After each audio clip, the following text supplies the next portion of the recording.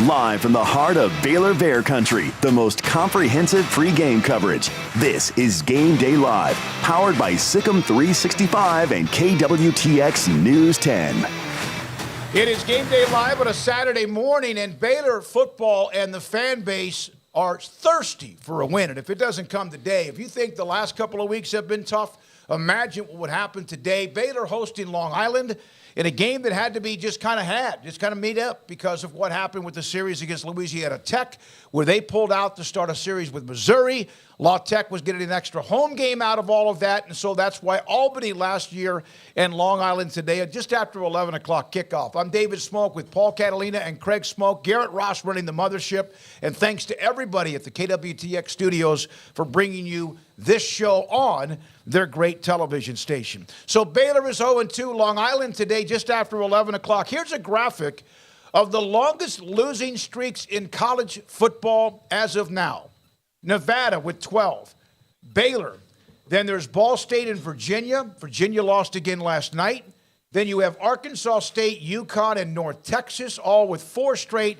If that doesn't have Baylor's name off the list next week, I don't even know what to say. But, Paul, they just need a win no matter who they're playing. Yeah, they need to feel joy again and build some sort of confidence. This is one of those weird games where you can get a win and maybe even get a really huge one and probably get a really huge one, but we won't learn that much about the team. Like, there won't be anything you can say, well, how can they put this into practice against Texas and UCF and Texas Tech coming up? We really maybe won't get to see a lot of that, but right now that's all inconsequential because that's the future. The present is just get the big win like you're supposed to and maybe start playing with a little more confidence than you've been over the last year. Yeah, they just need to win. I mean, the fact that we've gone for 6 straight games now of doing a pregame show, doing postgame, doing whatever, talking about this team 6 straight times, they've walked away losers in the end.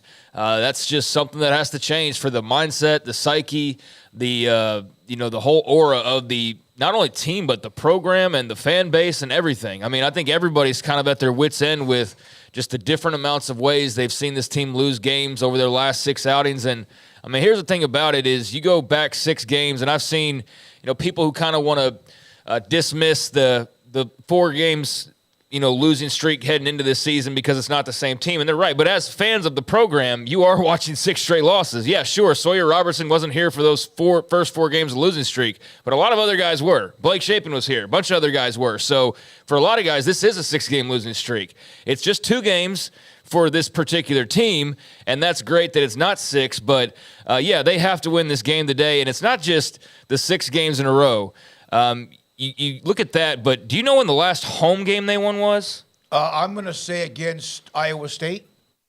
Or was that even a road game? That was way before. That was home. That was early in the year last year. But they actually got a win over Kansas like 3 weeks after that. Okay. Which was October the 22nd. October 22nd was the last time 11 months ago this team has won a home game. So they beat Kansas, they went and beat Tech in Lubbock, they beat Oklahoma, and then they went on that slide where they lost big in Waco to Kansas State, lost to TCU here in Waco, lost to Texas down in DKR, Air Force, and then got into these first 2 games at home where they've lost again. So that's 4 straight home games they've lost. And, it's been nearly a year since you've seen them win a game at home, and so hopefully that changes today. Well, here's the thing that is probably even more frustrating. They can talk, or whoever can say, what about last year? The bottom line is that Baylor's lost 6 consecutive games, and none of them have been like something where, man, that was an incredible game. And that was after winning 2 emotional games on the road against Texas Tech and Joey McGuire in Lubbock, 45-17, and then went into Norman and took out Oklahoma 38-35. So today it is Long Island. We're now joined by Chad Botherine. He's with KWTX at McLean Stadium. Chad, thanks for your time.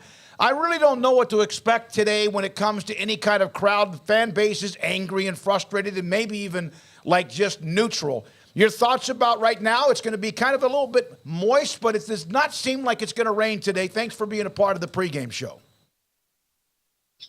Yeah, well, first of all, thanks for having me. I'm super excited to join you guys. And, I've been here for maybe about an hour or so. It was super foggy, so I couldn't see anybody if they were here. But you're starting to see some fans kind of trickle in. There are a lot of people here for the tailgate, and so I'm not going to say that they have the biggest smiles on their faces necessarily, because, I mean, it's hard to. And, I mean, I think bottom line is nobody wants to root on an 0-3 team. Now, I don't necessarily anticipate that happening, but, you know, it's not out of the possibility from what we've seen the first 2 weeks. It's kind of what we've all kind of been talking about all week long.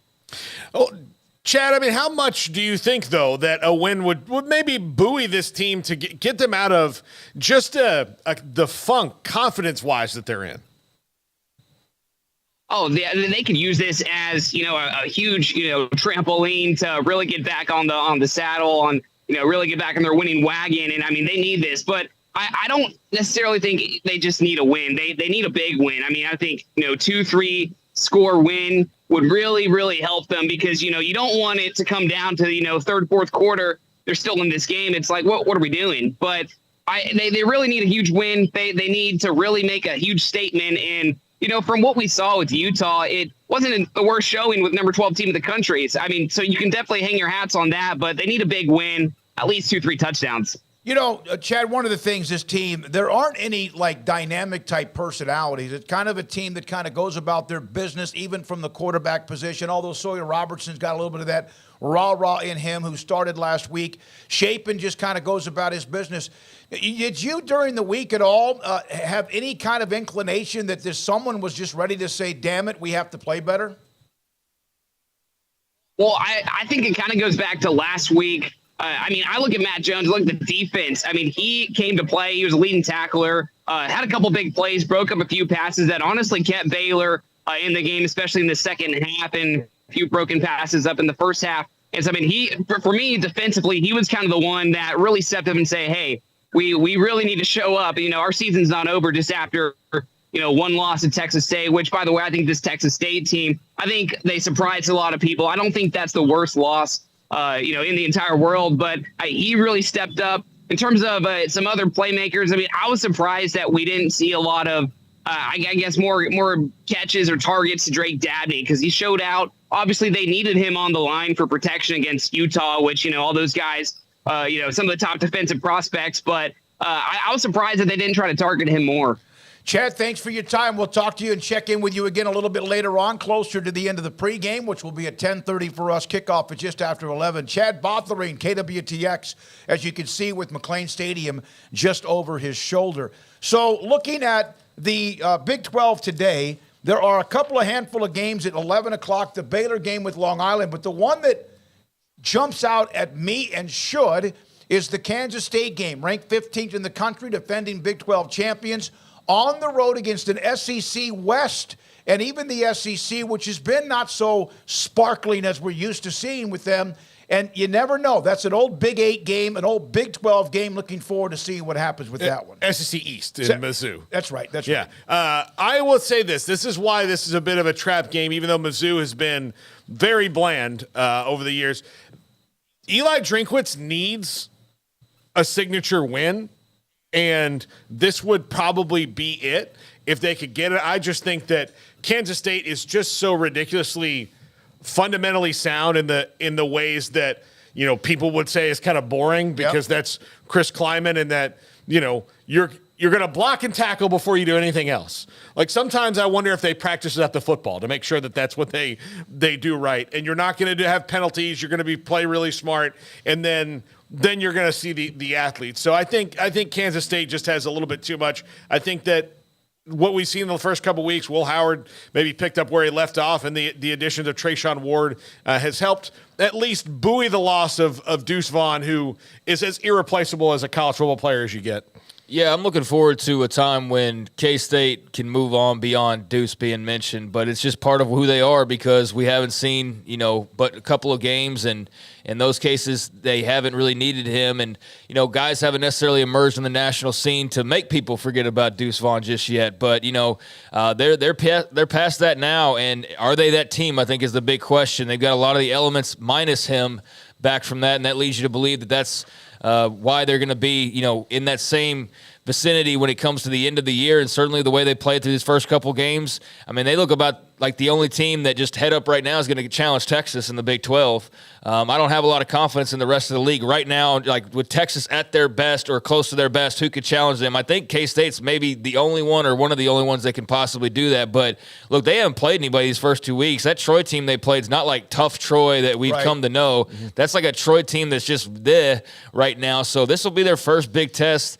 And I'm, curious to see how they do on the road against an SEC team who, is not the top or the cream of the crop of that division or league, but they've still been recruiting in those waters and have talent and guys like Luther Burden and so on. So, yeah, that'll be a good game. The spread's only like 3.5. It's in Missouri. So, yeah, that's something where they could be playing with a little bit of fire if they're not careful. I am not afraid of change.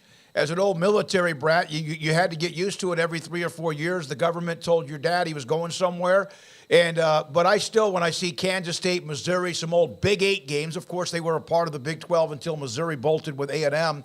But it's kind of nice to reflect back on what used to be in college football, which is no longer even close to what it is now today. Iowa State on the road against against Ohio after the loss last week to Iowa. At 2:30 today, Oklahoma. They beat SMU, and I think there was some grumblings about it, 28-11. SMU, of course, is getting better and has been good the last few years. Tulsa, a road game at Tulsa. 2:30 kickoff. At 5:30, UCF will play Villanova. And then at 6 o'clock, you have Miami of Ohio at Cincinnati, who I think is one of the nice surprises early on in the Big 12. South Alabama at Oklahoma State and Stillwater. Texas Tech, they need a win, and they'll get one today. Tarleton State, that game in Lubbock. And then the night game after that, Brigham Young, Arkansas, another Big 12 SEC game on the road. Pittsburgh at West Virginia. The backyard brawl, and Neil Brown needs a win, too. And then in the 7 o'clock slot, Texas at home against Wyoming, 4th-ranked Longhorns. TCU in a Big 12 game in Houston against the Cougars. And Kansas, 2-0, they'll play at Nevada. Yeah, the backyard brawl is really interesting because Neil Brown could really do himself huge favors, at least in the interim, by beating their biggest rival and doing it at home and letting having the fans have that couch burning moment that they so desperately crave. But he's playing. Look, we talked to him at Big 12 Media Days. He's got a huge chip on his shoulder, and he needs to. So he needs to rally that through here the next couple weeks. Penn State handled them as everybody kind of thought they would, and they've beaten Duquesne. So we really don't know who West Virginia is yet, and this is a chance for them to show that they might be a little bit better. Pitt lost to Cincinnati. Phil Jurkovec is under 50% passing on the year, so maybe they're not quite as good as they thought they were going to be, but we'll see tonight.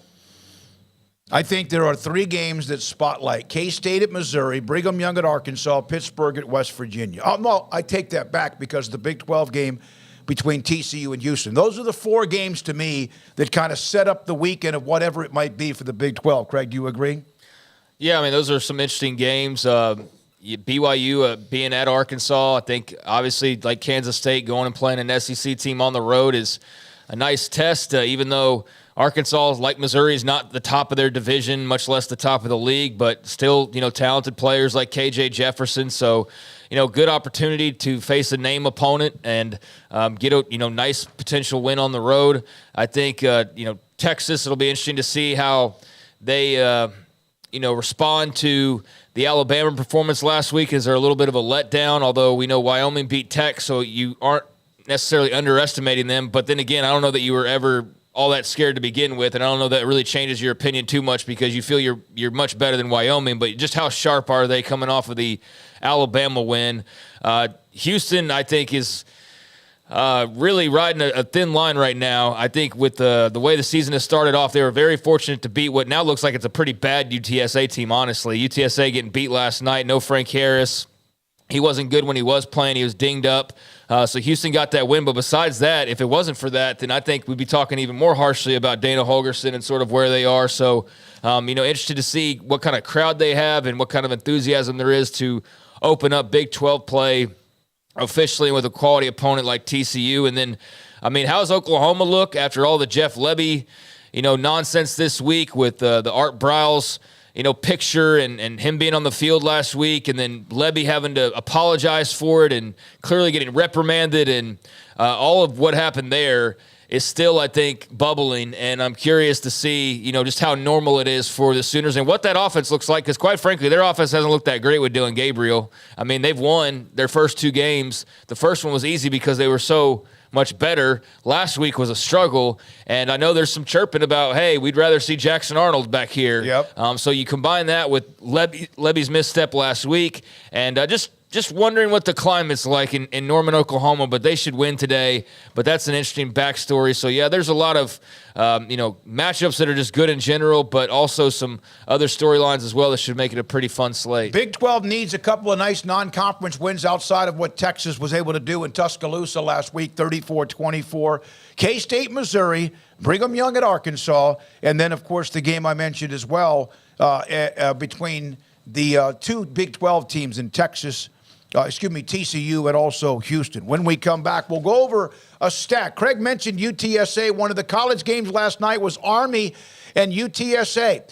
If you get behind Army, you have created a big-time problem. They're pretty good, and then when they have the lead in the ball, you may not see it for an extra 8 or 9 minutes. We'll have that stat that Sam Kahn put up late last night on Twitter and more. This, and thanks for your time this morning, is Game Day Live. Game Day Live, sponsored locally by TFNB, your bank for life, Central Texas Plumbing Solutions, and Centex Roof Systems.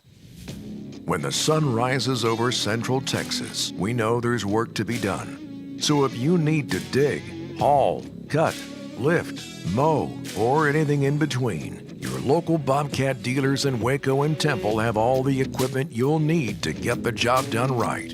We sell, we rent, and we've got parts and service to keep you up and running, no matter where the job takes you.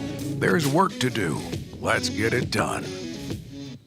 What sets Hillcrest Dental Care apart is our vision of how we want to help other people be able to smile and be healthy and improve their quality of life. When I came in, I had no teeth from here back because the bridge came off. We were able to use dental implants, commonly referred to as a smile in a day, and literally take out the bad teeth and put in the new permanent teeth all in one day. It looks natural to me. I don't feel guarded now. I'm enjoying my teeth. ABC believes everyone deserves the unwavering love of a pet. First-time and under-resourced pet owners need info and affordable vet care like spay-neuter. These lifelong benefits reduce euthanasia and keep pets and families together, especially when life is hard. ABC is the heart of the solution. To save the lives of more pets, our goal is to cover 24 veterinary shifts at $1,000 each.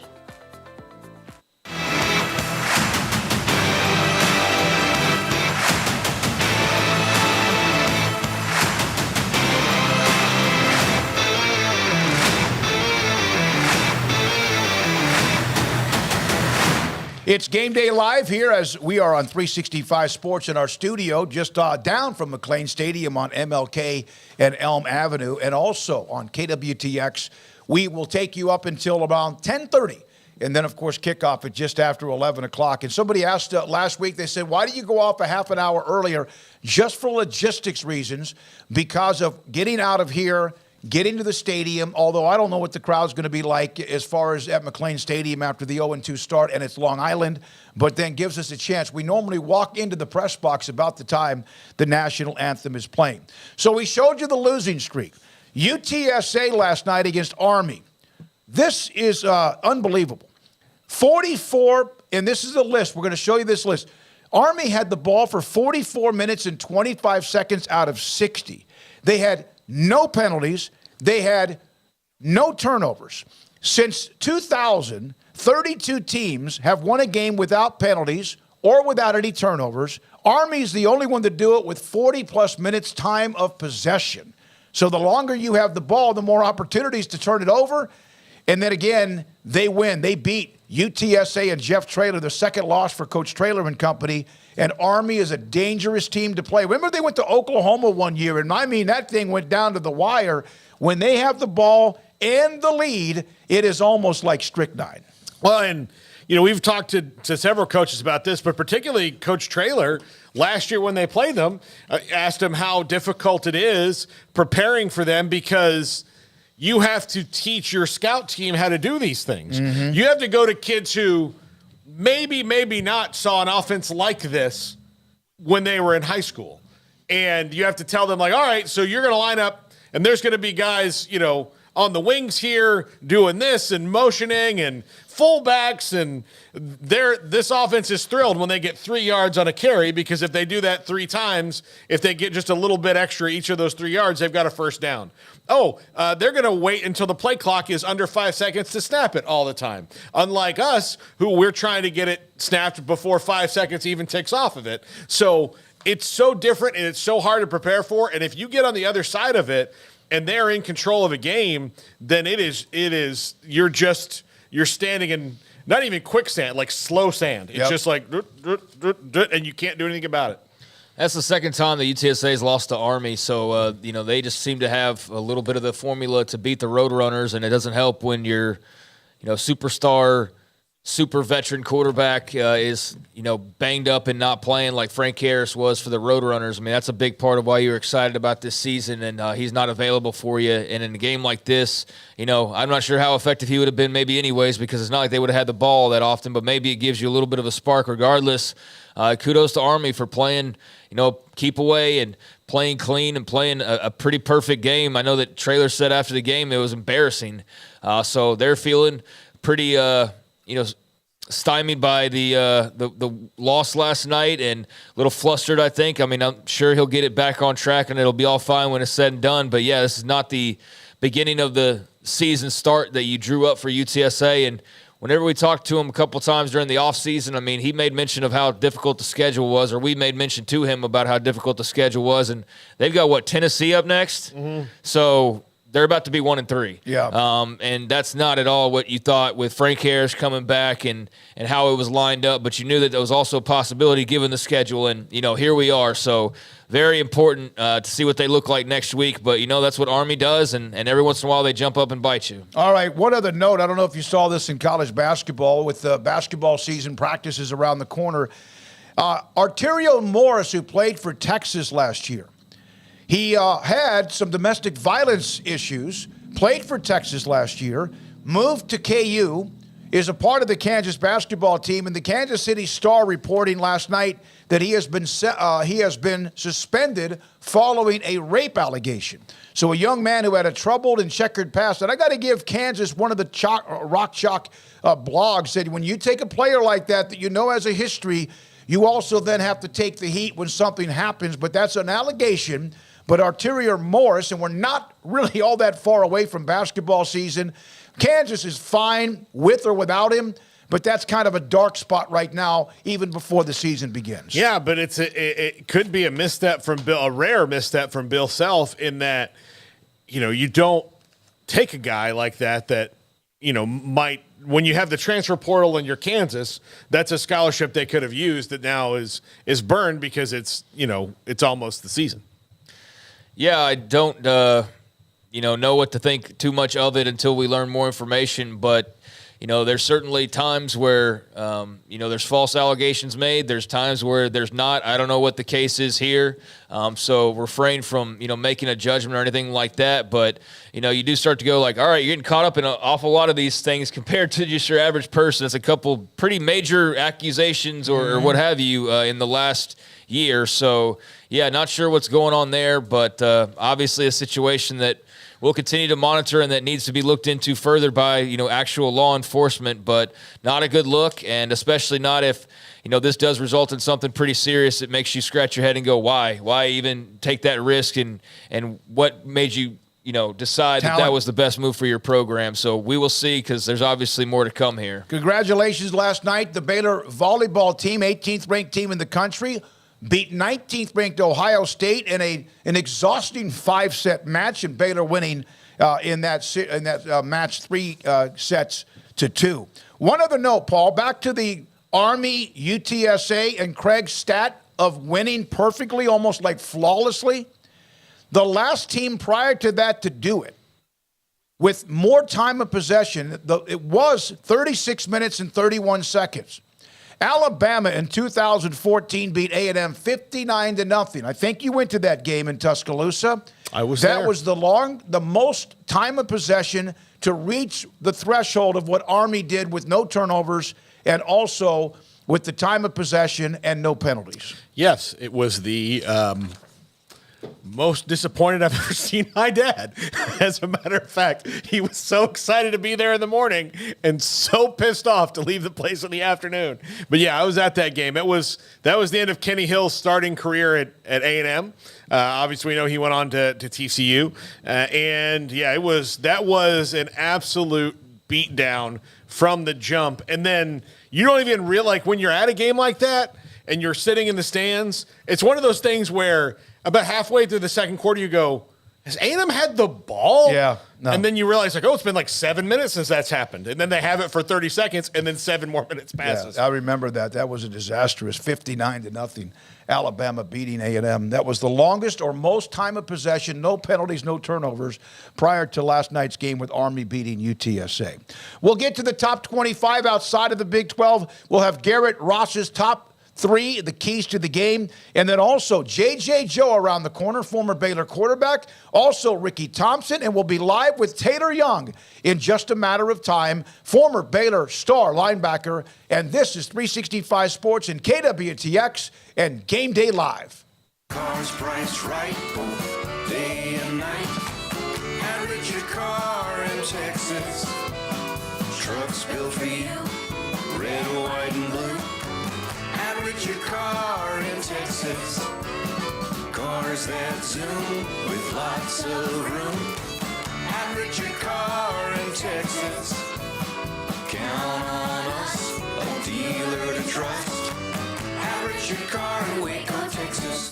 Pizza, burgers, and Bears football. There's no place around Waco that serves them all other than Bubba's 33. Come show your green and gold and enjoy some of Waco's best food and beverages while watching your favorite team, the Bears. When real Bears fans get hungry, Bubba's 33 is the #1 spot for ice-cold drinks, hand-stretched, stone-baked pizzas, and bacon-infused burgers. Join us for indoor or patio dining. Bubba's 33, Waco's restaurant and proud supporter of Baylor Bears football. Sick 'em, Bears. Edward Jones Financial Advisors Ben Erlinson, Chuck Verno, Brad Wilson, and Cam Heathcott understand these are difficult and changing times we live in, but they know how important your financial investments are to you. So is your financial advisor staying in touch with you and helping you navigate today's financial climate? Invest with Edward Jones Financial Advisors Ben Erlinson, Chuck Verno, Brad Wilson, and Cam Heathcott, who invest their time and experience back to you and your money. And like coaching athletes, investing money is about time, patience, and encouragement. Contact Ben Erlinson at 254-759-8533, Chuck Verno at 720 North 64th Street, Brad Wilson's location at 250 Sharon Drive in Woodway, and Cam Heathcott in Conroe. Edward Jones Financial Advisors, Ben Erlinson, Chuck Verno, Brad Wilson, and Cam Heathcott, proud sponsors of 365 Sports. Edward Jones, making sense of investing, member SIPC.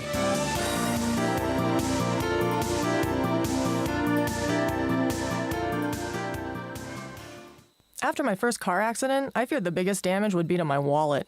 I expected a mountain of bills and a long, drawn-out process.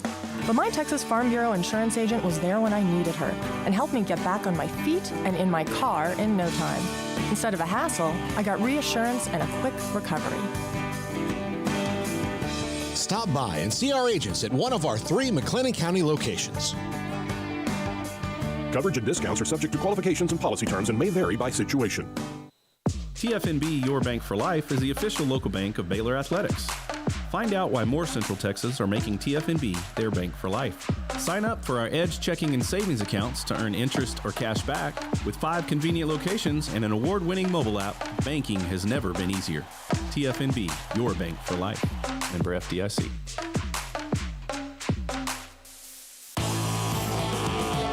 Game Day Live on Sikkim 365 Radio is brought to you by Richard Carr Buick GMC Cadillac, Texas Farm Bureau Insurance, TFNB, Your Bank for Life, 3 Nations Brewing Company, Waco Regional Tennis and Fitness, Edward Jones Advisors, Ben Erlinson, Chuck Burno, Brad Wilson, and Cam Heathcott, and Bubba's 33. Joined by J.J. Joe, former Baylor quarterback, Baylor radio color analyst, and also can talk about many things, not just what happens with Baylor moving forward. JJ, defensively, there was obviously a better energy, better effort, and, still some things to clean up. But how much do you put, how much do you grade the progress versus also what Utah had at their disposal in terms of Bryson Barnes and his inability to really get anything? Like, how much do you weigh the defensive progress versus also keeping in mind the opponent that they were playing? Does that make sense? Yeah, no, it makes sense. Yeah, I mean, Cam Rising makes that game totally different. Right. Baylor's got to score 30 to win that game. Yep. So, yeah, I mean, don't get me wrong. I mean, that made that different. But I was excited to see the energy. I thought early, I think Gabe Hall made a play really early in the game, first drive that Utah had. Matt Jones probably played the best game. I wrote that today. I just got done with it. Of probably his career here. If not, it's really close. I thought just as far as a personal performance. So I thought the defense did well. Of course, they couldn't really test our secondary because Cam wasn't in there, and that made a difference. But I think that's a marked improvement from last week. And now the question will be is how fast can we build on that? Can we get pressure? Because pressure is going to be of the utmost importance for this team, just because you have that young secondary trying to find their way. J.J. Joe with us on 365 Sports. So this program inexplicably has now lost 6 in a row. And, J.J., we got into it last week because it was a horrible loss, and then Texas State loses against UTSA. But it's lost 6 in a row. What do you think is the feeling right now within that coaching staff?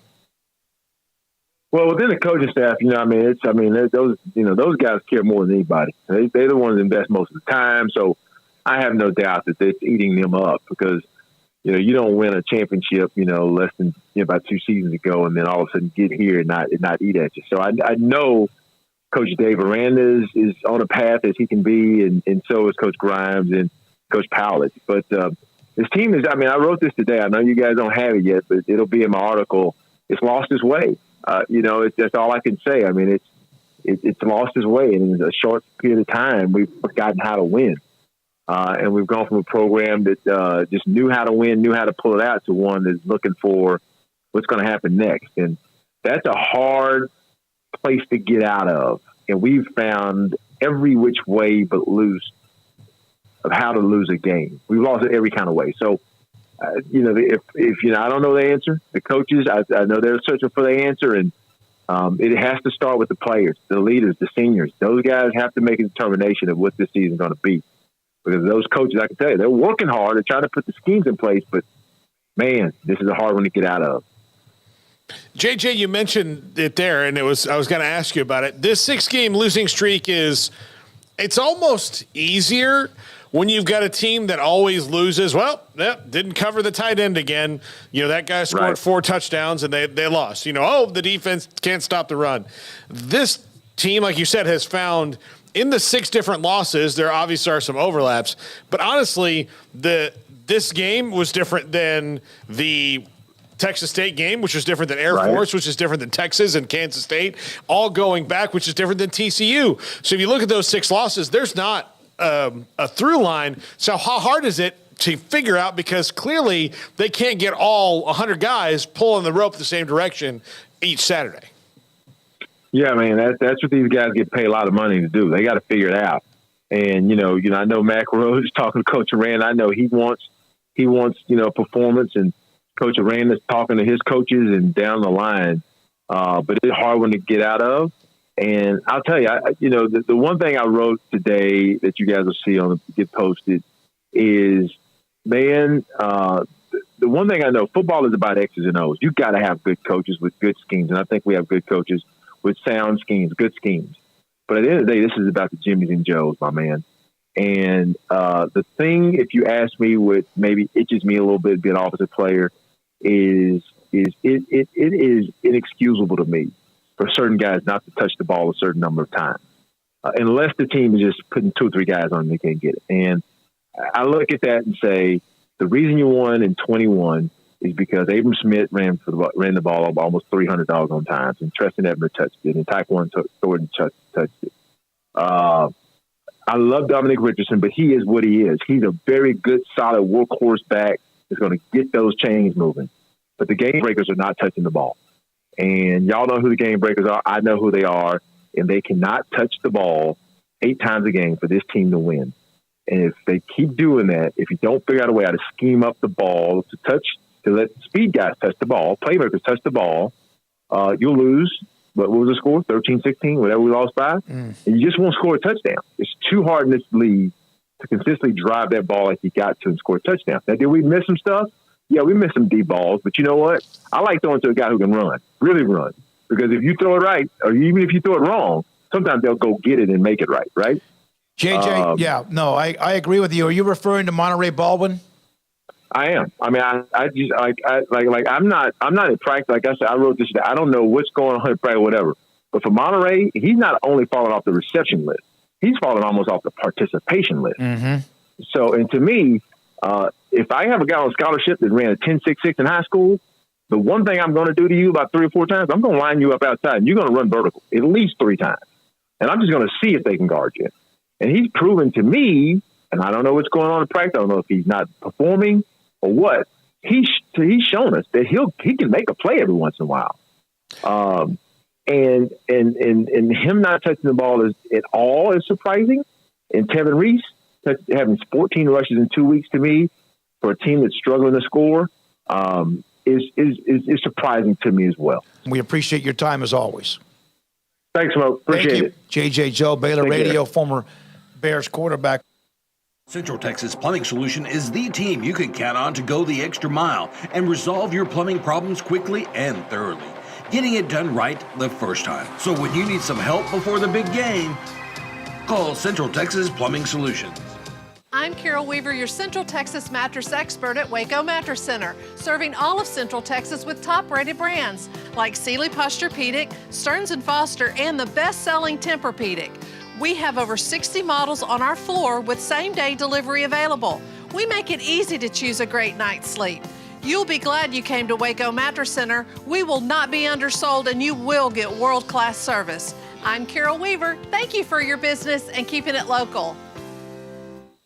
At Dr. Smiley, you're always our top priority. Dr. Lee, Dr. Lim, and the friendly staff are committed to delivering exceptional and professional care in general, family, cosmetic, and emergency dental services. Get $2,699 implant, abutment, crown, 3D CBCT scan, and consultation with IV sedation available. Dr. Smiley accepts Medicaid and most dental insurance. Call Dr. Smiley today at 254-732-2606 and book your appointment now.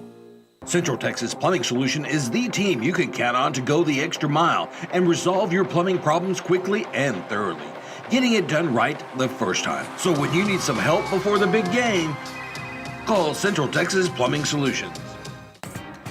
Watch KWTX News at 4.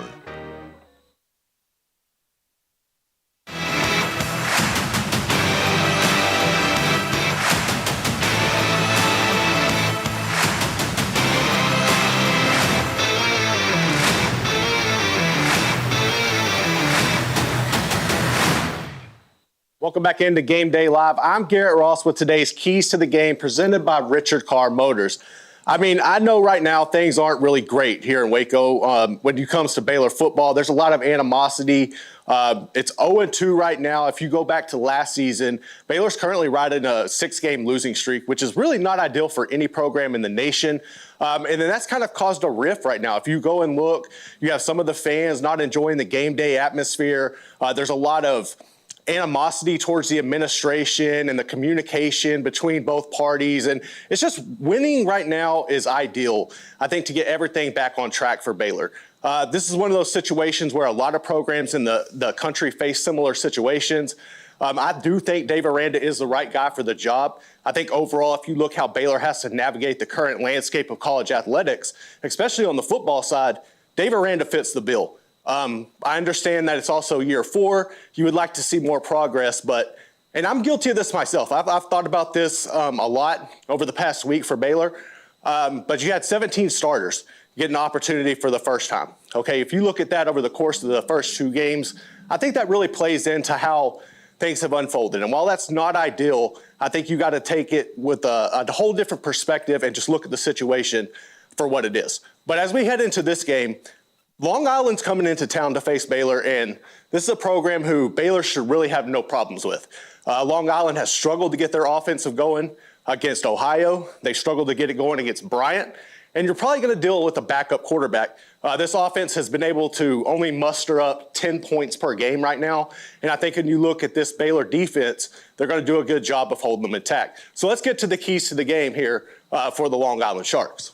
First up, you got to get your playmakers involved. I think that's been the real concern for me when I'm looking at Baylor over the first 2 games of the year. Last year, Richard Reese balled out. I mean, there's no denying it. The young man put up over 900 yards rushing on the ground. He set a freshman record for yards. And if you go and look at the first 2 games this year, he's not being used. Sawyer Robertson has gotten more carries and more yards than him, which is a problem in my eyes. I think Dominic Richardson has come in and done a good job of doing exactly what he was brought in to do and kind of take over that Abram Smith role, right? I think everybody wants to get back to Abram Smith, Tristan Ebner. And when you look at a guy like Dom Richardson, I think he's the perfect Abram Smith compromise, which should mean that Richard Reese should be used the way Tristan Ebner was in this reliable, violent offense. That hasn't been the case right now. That is a situation where I think you've got to get the offensive line more aggressive. You got to get them opening up those big holes and letting those guys hit the seam and run. Right now, that's not happening. That has got to be something that is fixed this week. Another situation where I was really concerned last week, the tight ends. If you go back and look at the game against Texas State, Drake Dabney had arguably one of his best games as a Baylor Bear and really one of the best performances as a tight end in general when it comes to Baylor athletics. But last week, he was just neglected. And, I know Sawyer Robertson hurt his ankle in that game, and that kind of changed the dynamic of Baylor's offense. But to me, that's a situation where if your young quarterback is immobile right now, you should be drawing up ways and drawing up plays to get your safety blanket, your tight end, who is elite, open in the middle of the field. That wasn't something that we saw happen last week, and I think that's something you really need to get established if you're Baylor and you want to get this offense back on track, especially with the Texas team coming into Waco next week. The second key to today's game is pretty simple. You've got to eliminate the mistakes. Like if you go back and look at the first week, I know it was a really bad performance overall for Baylor. But at the same time, I think if you eliminate, maybe self-inflicted movement on the offensive line in front of your home crowd multiple times, maybe if you don't turn the ball over so much, I think you probably put yourself in a position to where you can win that matchup. And then you go back out last week, right? It's another situation where I understand you're facing arguably one of the better defenses in the nation and probably one of the best you're going to see all year long, but it was still more of the same. It was more of not getting the cadence right, not being on the same page in communication if you're the offensive line with Sawyer Robertson, and you just had too many costly penalties there where you would get yourself in position, you would have a nice rhythm going on offense, boom, the whistle blows and you're taking a step back. And that makes your red zone offense efficiency really poor because Baylor hasn't been able to take advantage of that once they got on that end of the field. And then if you look at the end of the game, right, like Sawyer Robertson is making, like in the first game against Texas State, he's trying to make a play with his legs. He's young. And I commend him for doing it, right? Like he's running the ball at the sideline. He gets popped. He fumbles. That's going to happen. That's just a situation where he's got to make better decisions. He needs to slide in that moment. And then if you go back and look last week at the interception that really flipped the game on its head and put Utah in position to really capitalize, that's a throw that just can't be made. And so I think it's little things like that Baylor needs to tighten up. And when you're facing an opponent like Long Island, this is really the week you need to do it. You should honestly approach this game if you're Baylor like an open practice with another team, just like you see in the NFL with the preseason. Just be efficient, take care of your business, get it right here because next week you better be ready because things are going to be different. Last up, better communication in the secondary. I know this is a young group right there. When you got guys like Chateau Reed, Devin Bobby, DJ Coleman, you have a lot of young bodies in the secondary right now. And when you're that young in the secondary, you really don't know what you're going to get until the shots are fired. It's live action. And I think that's what you need to see is better communication. And you need to put yourself in positions to cut off the boundary. Make sure that you can try to create some turnovers. Baylor hasn't been able to do that really since last year. That's one area where they have significantly struggled is generating turnovers. I think if you get some better communication on the back end, you build more of a camaraderie, a bond, and people understand the instincts, like where your break is going to go. You just see it happen naturally before it unfolds. I think that's where you're going to see Baylor become more successful in the end. It's going to come. I have a lot of faith in the young group that they have back there. It's just a matter of putting it all together. And I know I keep talking about looking next week, and you don't want to ever overlook an opponent, but realistically, Quinn Ewers carved up Alabama. He left no doubt he is the best quarterback with the best weapons in the Big 12, and I think you need to use this week to prepare for what's going to happen next week, because if you can't do it now, you can't do it against Long Island. There's just no way you're going to be able to do it next week in reality. There's just no way. So I think you need to really capitalize on this opportunity right here. Better communication. Make a goal, like get 3 turnovers, generate at least 2 or 3 interceptions, give the ball back to your offense and let them put some points on the board. I think that's one thing you definitely need to see because there is not complimentary football being played right now here in Waco. That's going to do it for today. As far as the keys to the game, we'll be back with more Game Day Live right after this. Game Day Live, sponsored locally by TFNB, your bank for life, Central Texas Plumbing Solutions, and Centex Roof Systems.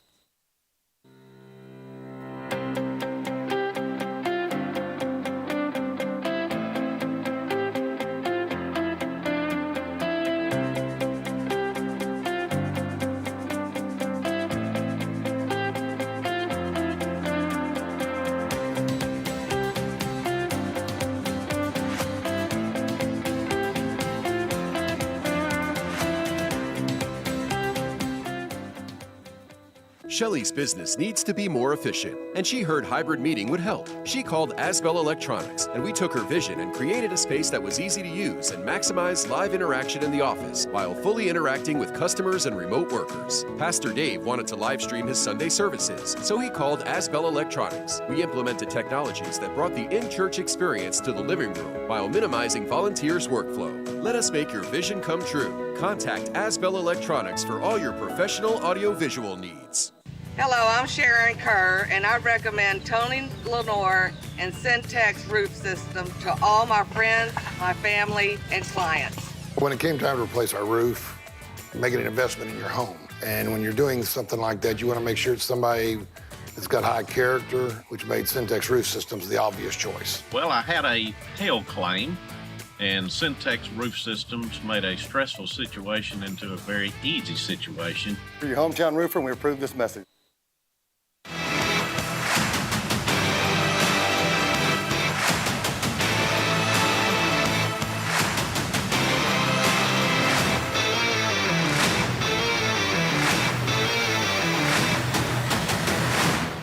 Game Day Live, 365 Sports and KWTX. I'm David Smoak with Paul Catalina and Craig Smoak. Next week, a programming note, the 6:30 kick time with Texas and Baylor.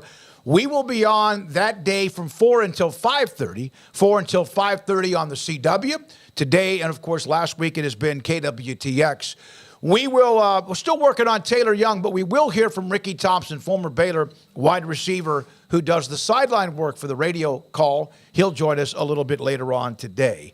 And we'll have our final thoughts on the game with Long Island at some point, too. We'll take you to 10:30. Let's go over the top 25.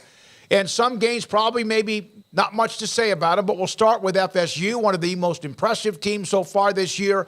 On the road, an ABC game, 11 o'clock kicks. These are 3 11 o'clock kicks in the top 25. Florida State at Boston College. 24.5-point favorites. They should easily cover that if they play like they have the first 2 weeks. But they are down 3 starters and 2 on the offensive line today. So that should be something to monitor when it comes to Florida State. Penn State, number 7 at Illinois. Illinois losing that game against Kansas on Fox at 11 o'clock. Penn State, number 7 in the country. LSU on the road against Mississippi State and ESPN kick at 11 o'clock. The Tigers right now have slipped to 14th in the country. We had Mike Scarborough on the show yesterday, Smokey, our buddy from TigerBait.com, and there's a little bit of tension right now in Baton Rouge, guys, about the defense and where it's headed because Mike said it's the worst defense he's seen since like 2000 and I want to say 9 or 8 with LSU, and that was not a good LSU defense. So they're a little worried about that, especially the front seven and what they're doing with Harold Perkins and all of those things. But it'll be interesting in a Mississippi State offense run by a veteran quarterback in Will Rogers. But I tend to think that LSU is going to figure it out. Yeah, I mean, Will Rogers is a good player, and Mississippi State with him at the helm has a chance, especially with LSU's defense struggling. They do seem to be a bit off. At least you chalked it up in that first game. Oh, it's Florida State, and it kind of masks some of probably what's ugly because you just give credit to the fact that the other team is pretty good. But now you look a little further, and yeah, there's reasons to think, okay, this might actually be like a problem facing us here. So I think we'll get another glimpse of evidence today, but definitely not a game you can sleep on if you're LSU. Well, again, that's 11 o'clock. Those are 3 11 o'clock kicks. We've already given the top 25 teams in the Big 12, and they play, of course, Kansas State, an 11 o'clock kick as well at Missouri. There's Weber State at Utah. Utah coming off the win against Baylor, where they came from 13-3 down to win. Central Michigan at 1:30 at number 9 Notre Dame. And there's a nice chunk at 2:30, including top-ranked Georgia against Spencer Rattler and Coach Beamer in South Carolina. That game, number 1 Georgia, getting perhaps, if there will be a test, perhaps we'll see that with the passing game. But last year, I think this game was like 49-3. Yeah, and look, what Spencer Rattler do you see? Do you see the Spencer Rattler that beat Tennessee and Clemson last year, or do you see the Spencer Rattler that's a little bit all over the map? So I don't know. I think that this is a shot for Georgia to win it. I don't know how you guys see it when it comes to teams losing their long winning streaks or whatever. Usually it's not the rival that does it. Usually it's somebody weird. That's why I think there might be an opportunity here, but I do think this is the first time this year that Georgia with an SEC game might be as tuned in as they can be. Yeah, it's definitely the best team they played. I mean, this is the most geared up they'll have been all season, which is 2 games now, but definitely the best team they played of the 3. And the Spencer Rattler thing, I mean, we'll see. I feel like we've been doing this song and dance with him for like 4 years now, and we have, of like, will he be great or will he suck? I mean, that's kind of what we do with him because he's so up and down. And I don't know. We'll see. Yeah, if Spencer Rattler plays great, then South Carolina has a chance. If he doesn't, then they don't. I think that's kind of stating the obvious, but that's also the story. Is it comes down to a lot of what Spencer Rattler's able to do. But good test for Georgia.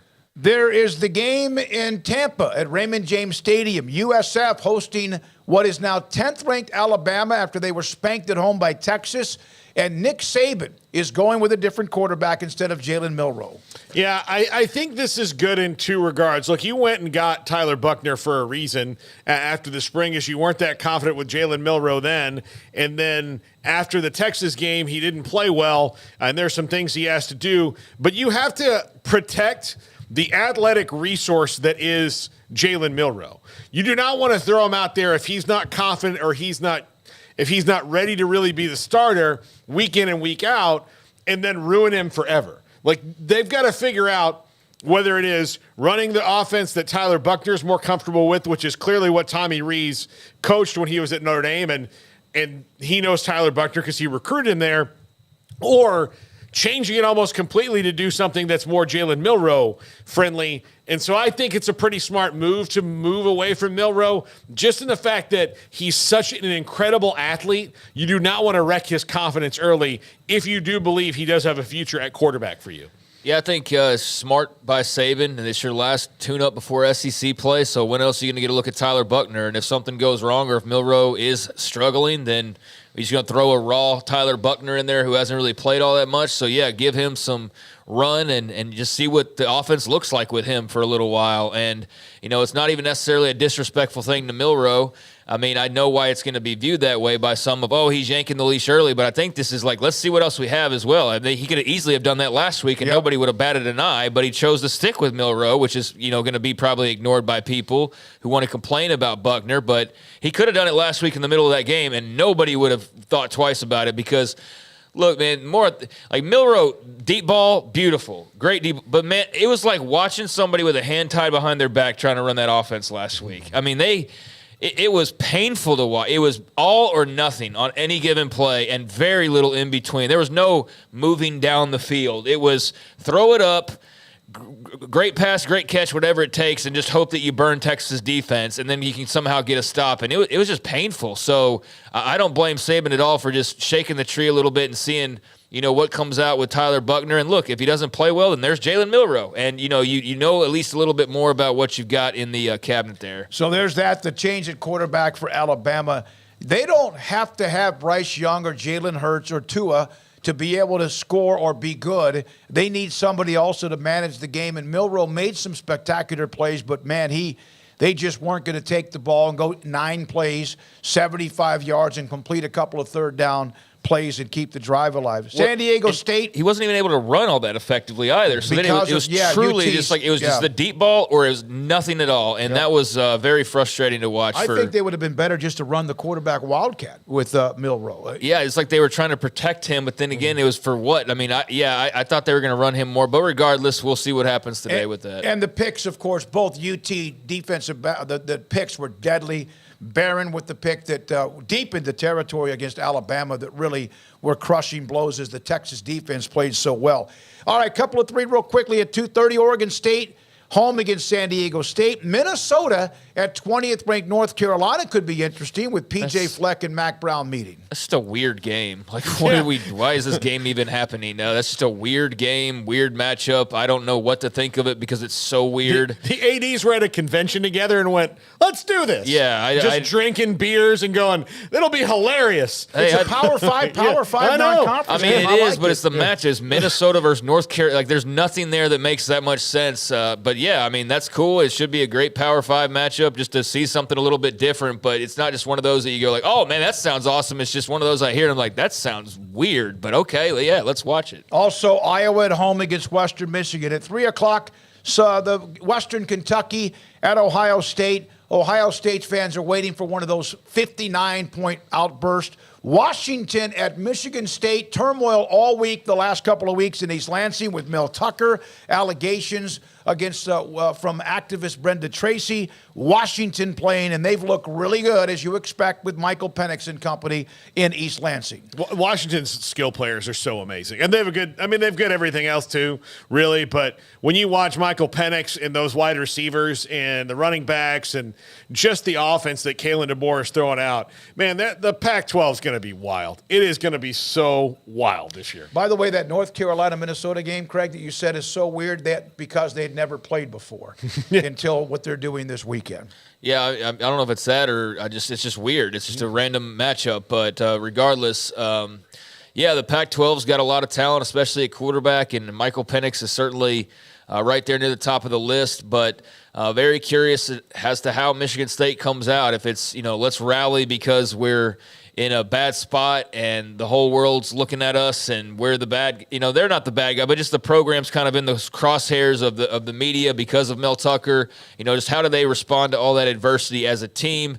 The one thing we do know for sure is that Mel Tucker is not going to be the head coach of Michigan State for much longer. I think it's the one thing we can be pretty positive about. But, how does the team respond to all of that will be the big question mark in that game. Okay, rattle through a few of these. There's a couple we'll stop at. Northern Colorado with 23rd ranked Washington State after their win against Wisconsin. North Carolina Central at 24th ranked UCLA.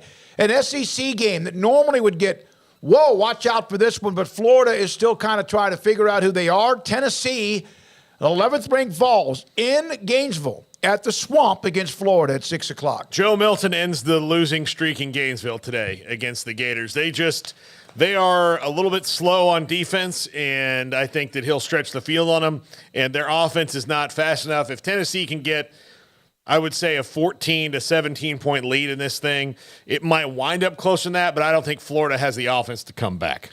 I think if you're a Florida fan, you're already kind of growing concerned about Billy Napier, but I think you're especially concerned given how little this matchup has been hyped this week. It's freaking Tennessee, Florida, and it's like, oh, yeah, Tennessee, Florida's this week. It's not a big deal at all. I mean, except for those fan bases, but, like, nationally, it's not dude, I've seen, like, nothing about it practically. Game Day would be there most times. Yeah, absolutely. But except for Dion Mania. Yeah. But yeah, that would have been an automatic layup that they would be there. But, yeah, I mean, I think that just speaks to sort of where Florida is right now. So I think it's an interesting game, but just surprised there's not more hype for that. 4 others, Bowling Green at second-ranked Michigan. Ole Miss hosts Georgia Tech, 17th-ranked Ole Miss. Hawaii at 13th-ranked Oregon. And then, well, it's Coach Prime and Colorado, 2-0 after wins at TCU at home against Nebraska, at home against Jay Norvell and Colorado State. That game doesn't kick until 9 o'clock Central Time. And everybody's there, it appears, with ESPN, Game Day, and Fox big noon kickoff as they ride that Deion and Colorado wave. And the Colorado team all has new sunglasses, courtesy of Deion Sanders and really, I guess, Jay Norvell. So, you know, this week's chip on the shoulder is that. So I think Colorado wins this game. But I don't know, like, Jay Norvell is either crazy or crazy like a fox for doing this. So we'll see. I mean, I respect that he just doesn't care. I respect that he doesn't care that he was going to, you know, obviously have his comments made public. He even said, like, put it on there. I don't, you know, I mean, he said what he said. I don't necessarily agree with it, but, you know, he put his neck out there, and we'll see if, you know, Deion's pulling the guillotine later on tonight. Probably so, just given how we kind of view those two teams and what Colorado's looked like through a couple of games. But, man, if Colorado State were to give them some trouble, that would certainly make for an interesting night. And, you know, I gave all credit to Deion and the Buffs for their start, but it is kind of gross to see just the media just slobbering the way that they are. Baby. I understand why. I get it. Like, I'm not blaming Deion. I'm not blaming Colorado. I think it's great for them to soak it up, but it is just kind of gross seeing the media just slobber all over them and congregate the way they have. But it's a big weekend. Colorado is deserving of, you know, the hype they're getting because of the hype that they've created and the way it's paid off through 2 games. So we'll see that probably continue later on tonight. And what would have happened had they just not won the game at TCU 45-42 in the shootout? It still would have been interest, but it would have calmed a lot of those things down. And now when you have it, they run with it. And obviously the network's picking up on it too. Thanks to those of you in the chat room. Tim Salinas opened up with us today. Want to say thanks to Chris. Also, many others who are in the chat room. Ryan, Allen. Also, thanks to a lot of the comments about even games involving A&M or Texas or Baylor or teams out of the state of Texas. We appreciate your time throughout the morning today. We're not done. When we come back, former Baylor wide receiver and sideline reporter Ricky Thompson, and we'll also go check back in with Chad Botharine at McLean Stadium to see what's happening less than an hour away from kickoff, and this is Game Day Live. Waco Regional Tennis and Fitness on Lakeshore Drive is a premier elite life-changing experience where you can change your mind, body, and soul. Waco Regional Tennis and Fitness offers over 40 group exercise classes every week, including boot camp, indoor cycling, bar, silver sneakers, and more. If you haven't been to Waco Regional Tennis and Fitness lately, you're missing out on the improvements. New flooring in the weight room floor and locker rooms, new paint and mirrors added to the weight room and group exercise room, and many new machines have been added and arriving constantly on the weight room floor. New free weights, weight machines, TRX, rowing machines, stationary bikes, new treadmills, new ellipticals on the spacious weight room floor. Personal training with Christy London, Randall Corley, Alex Box, and welcome to Nathan Roach, where you will be encouraged and motivated to grow. A kids club included with your membership, plus sauna, whirlpool, and tanning bed. 16 tennis courts plus a beautiful stadium court, and longtime youth tennis pro Britt Coleman and assistant junior Kenna. Adult tennis lessons and clinics with Blake, and the commitment to pickleball with 8 courts and instructor Jody Thurman.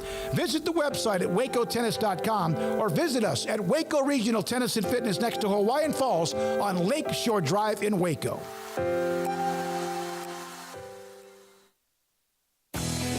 Nations Brewing Company has 16 different beers on draft with a new beer every Friday. It also offers 2 air-conditioned tap rooms, a large indoor beer hall, a second-floor mezzanine offering a great overview of the brewing company and equipment and patio where you can relax under the shade. Plus, you can now experience the new 3 Nations Beer Garden Grill on our shaded patio. Grab a cold beer and enjoy a bite from our freshly prepared and delicious menu. Street tacos, quesadillas, freshly cooked burgers and dogs, and veggie burgers too. Nachos and so much more, all prepared and cooked on site. So come visit the award-winning 3 Nations Brewing Company on East Vandergrift off I-35 in Carrollton. Parenting is full of surprises. You never know what to expect. So after our son was born, I called my Texas Farm Bureau insurance agent to set up a life insurance policy in case something happened to me. Sawyer is now 2. And we'll soon have a sister. There's no one else I would trust with protecting my family. Stop by and see our agents at one of our 3 McLennan County locations. Coverage and discounts are subject to qualifications and policy terms and may vary by situation. In our logo and advertising, we say we are people that you can count on. What does that mean? It starts with providing a quality vehicle and quality service at a fair price. But it also means we do what we say we will do, and we treat people fairly with respect. It starts by hiring great people, good local folks who work hard with a caring attitude. Our employees are the real reason we are people that you can count on. Put us to the test and see for yourself that at Richard Carr Motors, we are people you can count on. Game Day Live on Sikkim 365 Radio is brought to you by Richard Carr Buick GMC Cadillac, Texas Farm Bureau Insurance, TFNB, your bank for life, 3 Nations Brewing Company, Waco Regional Tennis and Fitness, Edward Jones Advisors, Ben Erlinson, Chuck Furno, Brad Wilson, and Cam Heathcott, and Bubba's 33. Ricky Thompson on Wednesdays joins all 3 of us, Craig and Paul. I'm David Smoak on 365 Sports. Ricky, what would you say is the problem of a team who finds different ways to lose as opposed to one where you can pinpoint the reason it always loses, like if they can't stop the run? But this Baylor team is, like I said yesterday, like playing whack-a-mole. Like as soon as they think they fix one thing, another thing pops up, and that's why they lose a game. Paul, I think a lot of that leadership, and I'm not knocking these players and saying there's no leaders out there, because if there's anybody that supports them, it's me. But I just think go back to 21 and that season with guys like Terrell and Tyquan Thornton on the offensive side and the offensive line and Jalen Petrie. Those guys found a way to win the game. I mean, how many close games did we have that year? You finished 12-2, and there were a bunch of games that could have gone either way, and it seems like we ended up winning them all. That were those one-score games, tight games. And I'm just not sure that these guys quite know how to do that. And it's really hard to pinpoint it. I mean, there's so many different areas, I think, that have been a problem and getting over that hump that I don't think you can go to any one item, any one player, not even any one position. Sawyer Robertson made some mistakes. I think one pick might have been a broken route or communication issue. And then, of course, there was the deadly pick near the end of the game. Overall, how do you feel being down on the field? I know it's loud, but overall, how did you see him handle his first ever collegiate start? I thought he handled it fine. I mean, we're talking about a completely inexperienced guy at the college level.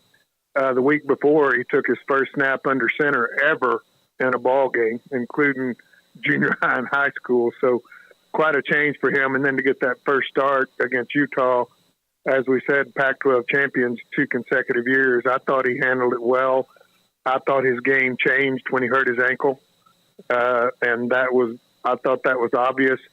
The first interception, that ball was to Josh Cameron. I was behind that play and happened to be watching that one pretty closely. I don't know what the call is for the receiver and the quarterback, but if I had my guess, I think Josh slowed his route down. I thought he saw a safety flash and maybe he sat down instead of continuing the route that Sawyer thought he was going to run. So I think maybe you can put that more so on receiver than quarterback. The second one, young guy, I know he was about to take a sack and maybe lose 8 or 9 yards, but in that case, you just eat it. Punt the ball away and try to hold them, because once you throw the pick, they're on the 35-yard line, 30. That was pretty much the ball game. Ricky, how much can this be a get-right game for Baylor? Oh, Paul, I don't know. I mean, against a team like Long Island, I'm not knocking Long Island, but this is a team, with all respect to them, we should go in there and dominate this football game.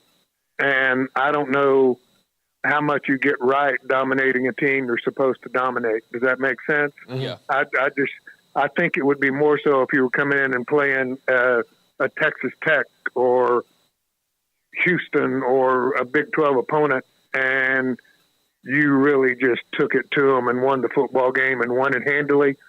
I think that's a get-right game.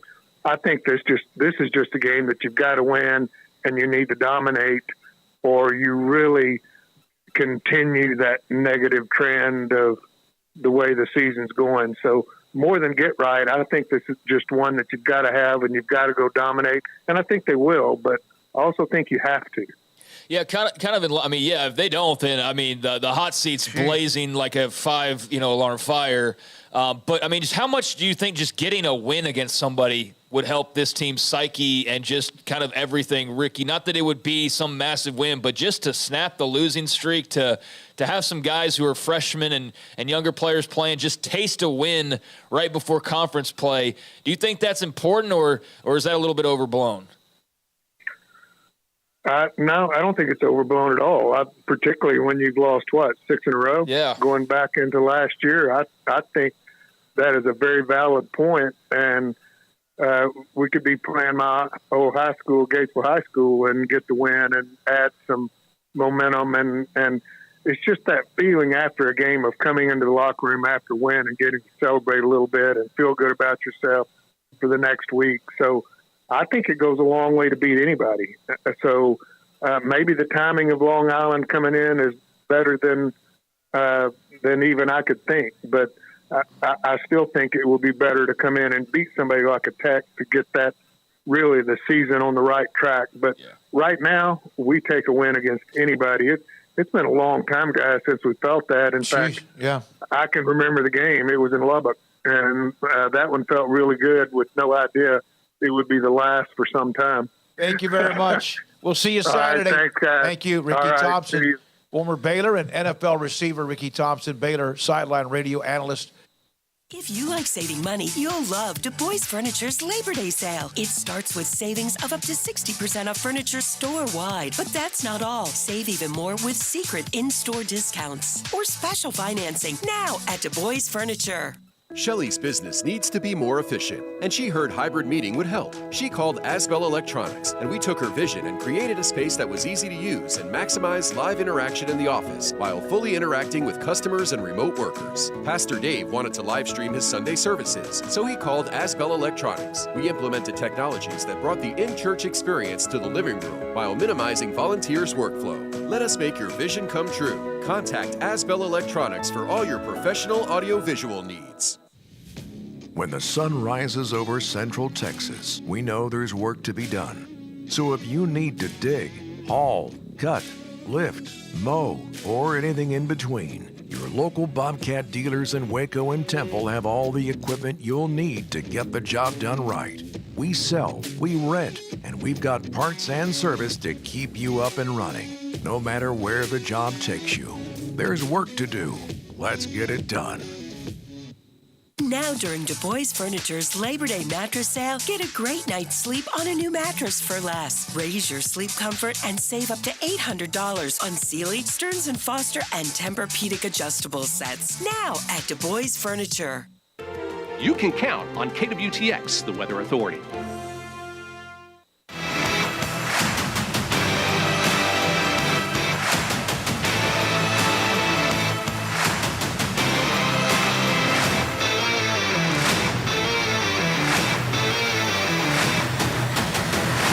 Game Day Live on KWTX 365 Sports. David Smoak, Paul Catalina, and Craig Smoak, and Garrett Ross runs the mothership. So Dave Aranda, Baylor under Dave Aranda, 12-7 at McLean Stadium. 10-5 in the last couple of years. They have 8 home games, and 2 of them are already losses. There are 6 to go, including next Saturday against highly ranked Texas at 6:30. So you look at it, Craig brought this up, the last time they won a home game was 11 months ago. Now, I know that football season doesn't go 12 months a year, but it's been nearly a year. October, I think, 22nd, they beat KU. They've lost to TCU, they've lost to Utah, they've lost to Texas Tech. In this stretch, they have 8. They didn't lose to Tech. And what? They didn't lose to Tech, Texas State. They lost to TCU, Texas State, and Utah. They are in this streak at home. You want 8 home games? Boy, you got to take advantage of them. If you lost to Utah, okay, that's disappointing. You'd like to win the game. But it does seem like forever, and it has been forever in that 12-7 under Dave Aranda at McLean Stadium. That's still not a staggeringly good number. No, and they've got to get some wins, not only just today, which should be automatic, but they've got to string some together, because if it's a win here, 2 or 3 losses, a win, 2 or 3 losses like that, I mean that you're not really improving your situation. They just need to win a freaking game. Yeah. I mean, that's where we are at this point, and this is their best opportunity to do so. I just think that everybody needs to get their mouth washed out, get a little rinse of just the bad taste that's been there for a few games. Not trying to be overly negative, but they've lost 6 straight games, and they've lost them in a variety of awful ways, whether it's brutal 1 second, 3 seconds remaining against TCU, or it's the Ice Bowl against Air Force, or it's the loss last – I mean, just all the variety of ways. They just need to win on their home field and go home happy for the first time in a long time, and I think that'll do this program a world of good, and I think that's what we see today. Chad Botharine from KWTX at McLean Stadium joined us back about an hour ago and joined us again, Chad. And, again, we discussed who's going to be there today because of the disappointing start to the season and the Long Island being the opponent. Thanks for being a part of it. What have you seen so far in the last hour, if anything? Yeah, David, thanks for having me on. I've seen actually life here kind of outside of McLean Stadium. I've seen a little bit of smiles, and, maybe that's because the food, maybe that's because, the tailgate scene. It's always fun, but I have seen, I think, more fans than what you would expect for 2-0-2 teams in week 3, especially this Long Island team. But I'm seeing some life here, and, I see some positive, I guess you could say, outlooks on this game, and I'm seeing some good things so far, better than what I expected. So, Chad, this game, just give me a final score prediction. What should Baylor do today? Oh, looks like he froze. We lost him. Chad, again, are you back? Is that right? Oh, we'll see if we can get him. Okay, Chad Botharine, thanks for his time as he was talking. I think I'm back. All right. Garrett, back up. All right, Chad, sorry we lost you. Paul was asking you just really kind of a vanilla, like any kind of what you think this score should be today against Long Island. Yeah, that's a good point. I know we talked about it a little bit. I mean, I think against a team like this, Long Island's only really been in the Division I ranks for, 4 or 5 years maybe. So I would say you got to win by 21. And, maybe some people say that's an underperformance, but I think 21-point win, 24-point win, get a couple touchdowns, score at least 40, and I think they could be sitting well with a score like that at the end of it. Chad, thanks for your time. Chad Botharine, KWTX, with us on Game Day Live here as we're inside the studio a mile or two away. Long Island's head coach is Ron Cooper. He's a graduate of Jacksonville State. They are his second season with them, 0-2 to start the year, 4-9, and, of course, the first ever meeting between Baylor and also Long Island. And why are they playing Long Island? Why did they play Albany a year ago? We mentioned that. They had a home-and-home with La Tech, which I thought would have been a great home-and-home, but La Tech wanted to get a series with Missouri, looking to flip up their schedule to get an extra home game in one of these 2 years, and so they pulled out. And Baylor was trying to find somebody. And believe me, I would think if you ask anybody, rather it not be Albany and or Long Island. Go out and win the game easily. In fact, speaking of that, we'll come back and give our final thoughts. Game Day Live on KWTX and 365 Sports. Game Day Live, sponsored locally by TFNB, your bank for life, Central Texas Plumbing Solutions, and Centex Roof Systems. Hi, I'm John Proctor with Home Place Interiors. You know, nothing compares to the quality of an area rug to finish your house. Come by and save 50% on all in-stock and special order rugs. Come by Home Place Interiors where quality is affordable. For all your flooring needs, visit Home Place Interiors at 523 Lake Air Drive, Waco.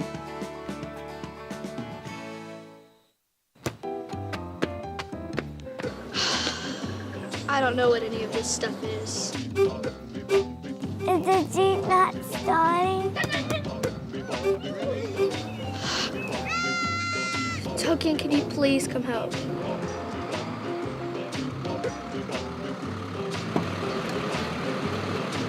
Y'all call for a tow? Yes. Y'all call for a tow? Yes. Call Tow King 24 hours a day for all your emergency roadside needs. Waco is the heart of Texas.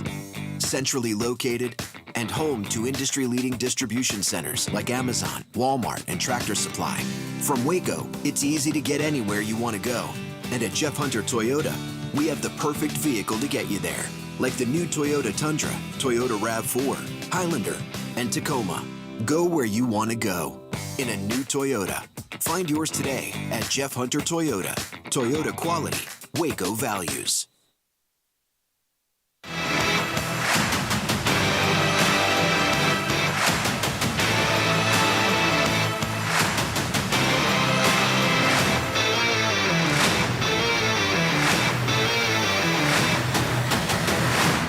So tonight, it's the opening game in the Big 12 with Houston playing at home against TCU. Dana Holgerson and Sonny Dykes get together, and there's a commemorative coin. The Big 12 put this out earlier. The 23-24 Big 12 commemorative coin makes its debut.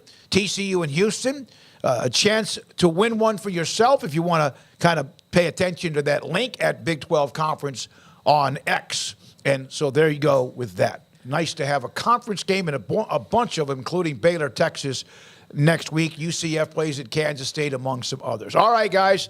Paul Catalina, Craig Smoak, and David Smoak. Here's the bottom line. Baylor doesn't need to go out and just win the game. I think they have to go out and look clean.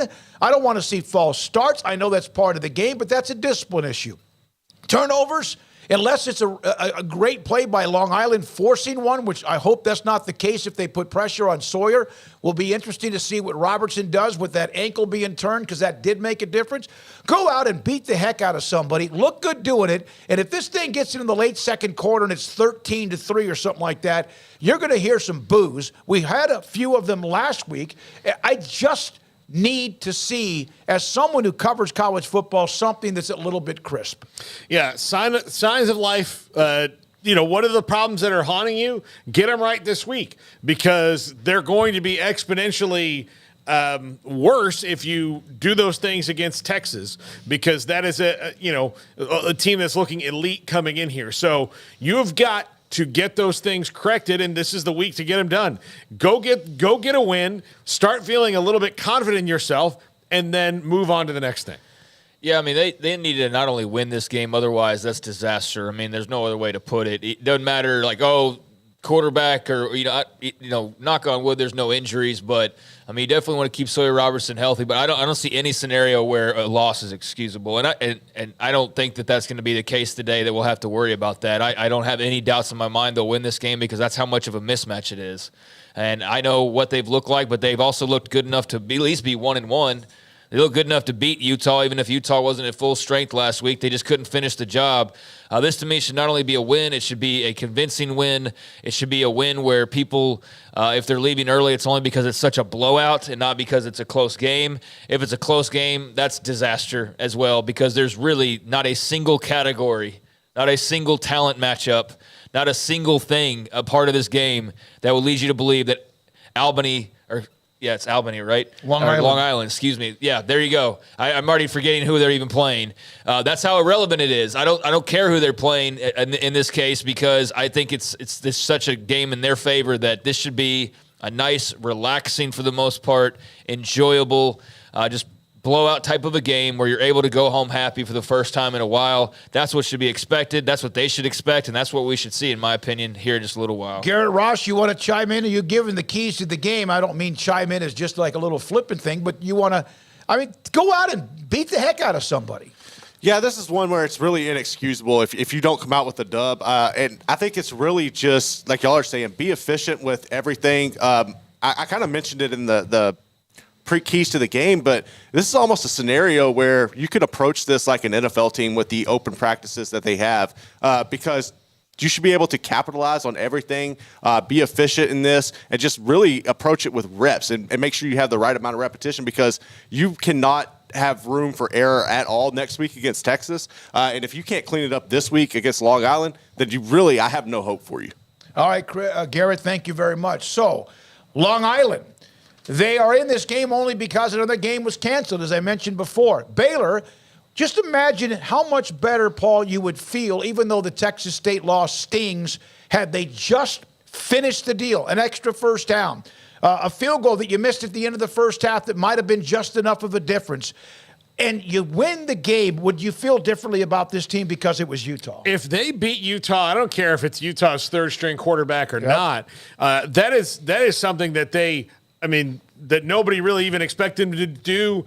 If both these teams were as good as we thought they could be at their peak, a lot of people would have thought they would have lost to Utah. So beating Utah in any fashion last week would have been huge for this team and their confidence because of the way Utah plays. Because if you can go in and go knuckle to knuckle with them and get and play their kind of style of ball, that gives you confidence because what they say, defense travels, all those things. You've got something you can build on. Now it's just another string, and they're like, well, we let it get away this time again, and that just drills their confidence down. You forget how to win. Yeah.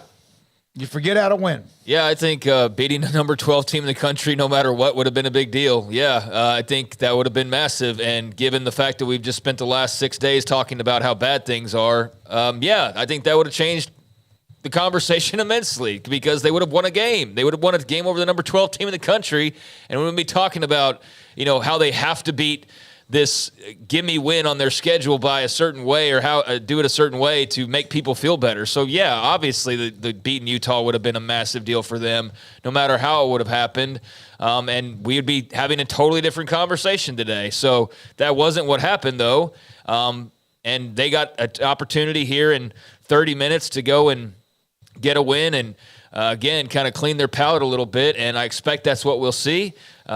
And anything other than that would be shocking and in the worst type of way, and that would lead to an entirely different conversation that you think this is a downer. Well, get ready. Go lose to Long Island, and let's see what the conversation looks like. But, again, I'm not expecting that in any way, shape, or form. All right, Garrett Ross again running the mothership. We've given you all of what's happening with the top 25. We've mentioned there are a chunk of games in the Big 12 that will bring of interest, including that Kansas State game at Missouri, Brigham Young at Arkansas, the conference opener between Houston and also TCU, two teams that need a win, and that is kind of fun to see. And then we jump right smack into it, of course, next week with everybody getting into Big 12 play.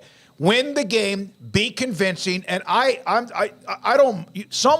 this is not going to be close. And if it is, like you all said, it's going to be a disastrous next few weeks. I sit down with Dave Aranda on Monday, plus his media session after the game.